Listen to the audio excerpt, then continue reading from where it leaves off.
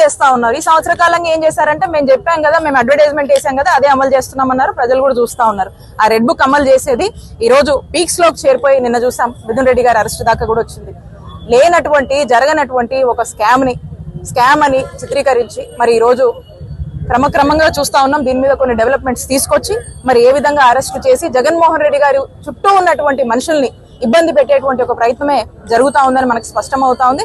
కానీ మేము చెప్తా ఉన్నాము, ప్రజలకు ఒక చక్కటి ట్రాన్స్పరెంట్ గా ప్రతి ఒక్క పాలసీ తీసుకురావడం కానీ, వెల్ఫేర్ అందించడం కానీ, అభివృద్ధి చేయడంలో కానీ జగన్మోహన్ రెడ్డి గారి ప్రభుత్వం చాలా ట్రాన్స్పరెంట్ గా పనిచేసింది.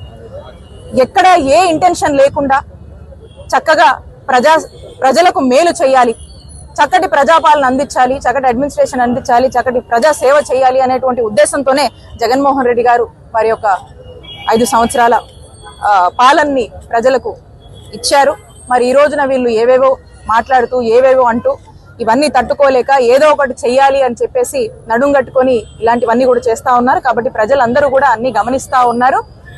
మేము ఎటువంటి తప్పు చేయలేదు, మా వైఎస్ఆర్ కాంగ్రెస్ పార్టీ ప్రజలకు మేలే చేసింది, మా జగనన్న ప్రభుత్వం ప్రజలకు మేలు చేయడానికే పనిచేసింది. మీరు ఎన్ని ఇబ్బందులు పెట్టినా, ఎన్ని ఆటంకాలు క్రియేట్ చేసినా మా పోరాటం ప్రజల తరఫున ఆగదు. ప్రజల కోసం నిరంతరం వైఎస్ఆర్ కాంగ్రెస్ పార్టీ పోరాడుతుంది. ఎక్కడ ఎవరికి కష్టం వచ్చినా కూడా జగన్మోహన్ రెడ్డి గారు ఖచ్చితంగా అక్కడికి వచ్చి వారికి అండగా ఉంటారు అని స్పష్టం చేస్తూ థ్యాంక్ యూ.